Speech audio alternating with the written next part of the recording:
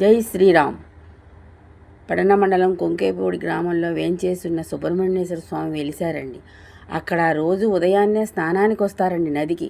అయితే ఒక రోజున పిల్లవాడు గేదెల్ని మేపుకుంటుంటే దర్శనమిచ్చారండి. ఆ పిల్లవాడికి భయం వేసి పెద్దవాళ్ళకి చెబుదామని ఇంటికి వెళ్ళాడండి. ఈలోగా స్వామివారు అక్కడ సరివీరాయికి శిరస్సు బాదుకొని కాలం చేశారండి. స్వామివారిని ఊరంతా ఊరేగించి అక్కడ ప్రథమ పూజ చేసి స్వామివారిని ప్రతిష్ఠ చేశారండి. అయితే ఇక్కడ పెద్ద పుట్ట కూడా ఉందండి.